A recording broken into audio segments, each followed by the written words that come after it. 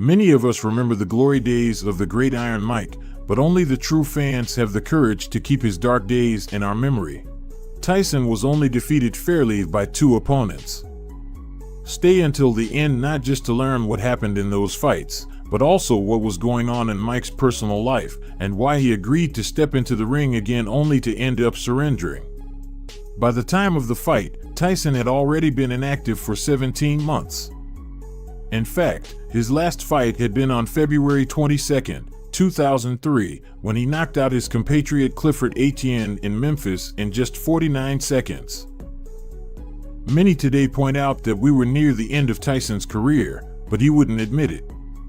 What his fans perhaps didn't know by then was that Tyson, the great monster, was backed into a corner. He had been forced to fight due to a dire financial situation. He had squandered a fortune of nearly $300 million, which was what he had earned throughout his career, and he knew he had to do something to avoid falling even deeper into the hole. What he didn't know was that after 4 rounds, he would sink even further. From the beginning, Danny Williams appeared confident. When he entered the ring, it seemed the audience was only on his side.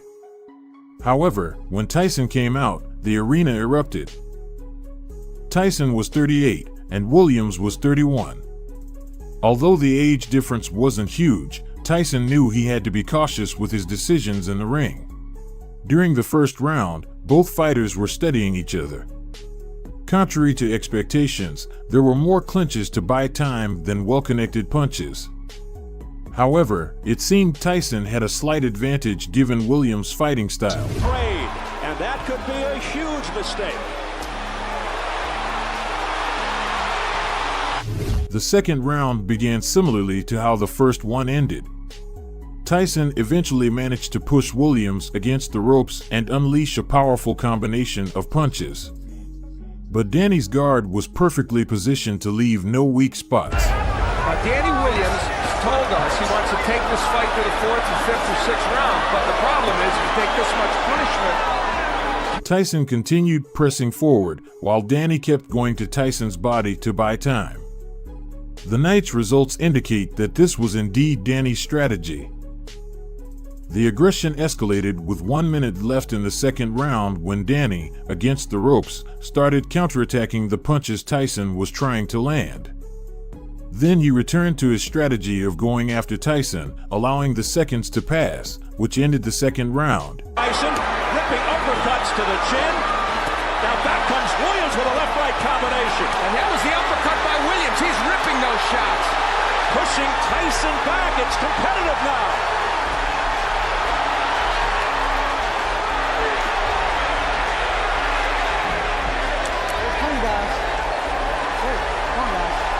At this point, Tyson still seemed to have the fight under control. He was always moving forward, working his way in with punches to corner Danny. However, due to Danny's guard, Tyson couldn't land any hooks. The third round began, and it seemed being against the ropes had become customary for Danny, with the difference now being that he would fight more actively against Tyson. With 2:30 left in the third round, the referee tried to separate them when Williams hit Tyson in the face, a move that would foreshadow the end of this fight. He is really making an impact. There's some blood. Gradually, the aggression between these two fighters increased as the seconds passed. Tyson, now with a cut over his left eyebrow, began to show signs of fatigue. In the fourth round, Tyson came out ready to give it his all. He tried to throw a right hook to Williams' face, but missed. Danny knew he had to do something before Tyson found the perfect opportunity to land one of his powerful punches. So, he took the initiative. Now it was he who pushed Tyson against the ropes. Big right hand, a straight right by Tyson, but it was out in the chest, and back comes Williams. In the final 30 seconds of this fourth round, Tyson's exhaustion was evident. And Williams, who had been fighting passively for most of the time, had enough energy to create an explosion. Danny started throwing a combination of punches that Tyson probably couldn't even see coming. He no longer held his fists up to his face, he was worn out, and letting his guard down did not work in his favor at all. With less than 15 seconds left in the round, Williams threw the hook that didn't send Tyson to the canvas solely because it was caught by the ropes. Here in round 4. Big right hand by Danny. Oh, no, got him. Off the ropes and down to the canvas. The referee began the count, but Mike couldn't get up before it ended. "It's over. Williams won," was heard, and the arena erupted. Williams had already said he would knock Tyson out in a few rounds, and he had kept his word. For him, the victory had opened the door to a world title fight. But for Tyson, it had perhaps been one of the bitterest moments of his career. Although this defeat wouldn't yet be the reason for his surrender. On June 11, 2005, the audience and the world witnessed what was called Tyson's surrender. His last legendary fight, which marked the pitiful end of his legacy. Many still claim that Kevin McBride stepped into the ring without merits or ambitions. In fact, the milestone of Tyson's defeat isn't attributed to him but to time and the excesses of his private life. Tyson stepped into the ring, as the announcers said. The Tyson phenomenon lives on. McBride, 32, and Tyson, 38, set the perfect stage for a repeat of what happened with Danny Williams, an exhausted Tyson being knocked out. The first round is always about recognition, but it seemed Kevin was throwing punches hoping to land on Tyson's face and end the fight quickly. It was obvious that Kevin's slight height advantage put him in a privileged position for his hooks. A lot will depend early on Joe Cortez. Will he let the McBride kind of work on the inside? Will he let him tie up? Tyson could only go for Kevin's body, trying to wear him down enough to knock him out. A strategy we had seen in some of his best fights before, but one Mike didn't seem to handle as well anymore. A long left by Mike Tyson. There's something else Mike Tyson's doing, and it might not hurt him tonight, although... Contrary to the Williams fight, from the beginning, it was McBride who controlled the match, pushing Tyson against the ropes and keeping his guard up against any counterattacks. Throwing wide, sweeping hooks. I mean, that's, wide open to be countered. Nice uppercut on the inside, and again, the hook, mostly an arm. As the bell rang to start the third round, Tyson came out furious. The audience could confirm that the beast was still alive. But McBride wasn't ready to give up. The fourth round seemed to offer a glimmer of hope for Tyson. As the audience stood up intermittently, Tyson advanced and seemed to corner McBride with his combinations. However, none were strong enough to break through his guard. Tyson had managed to connect punches to Kevin's body as well as his face. But every time he returned to his corner, he looked more worn out. Someone with as much experience as him knew that the longer the fight lasted, the more he could be knocked out due to physical exhaustion. This made him come out furious in the fifth round, but McBride counterattacked as strongly as he could. And his strategy worked against him. Tyson was already starting to drop his guard, while Kevin took advantage to land punches on his face. He was probably recalling those last few seconds against Danny Williams. Punches in.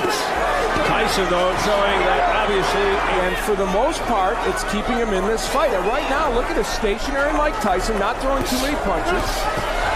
And McBride popping shots off Tyson's head, and Tyson is starting. The final 15 seconds of the round were hell for Tyson. Kevin managed to put him against the ropes and, due to his lowered guard, connect a series of punches directly to his head.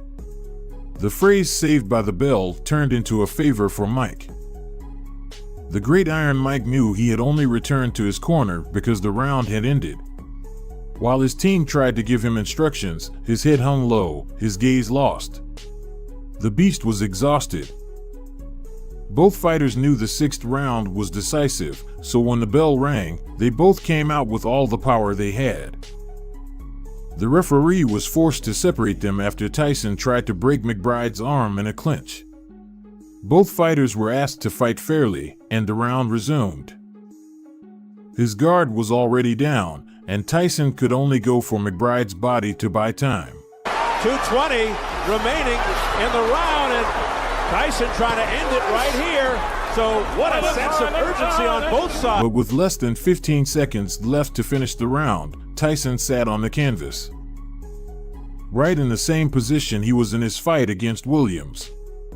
He wasn't knocked out, but he couldn't get up. When he reached his corner, his team tried to encourage him, but Tyson surrendered. If seeing Tyson give up was devastating for his fans, hearing him say, "I realized I have nothing left," in the in-ring interview finished breaking them.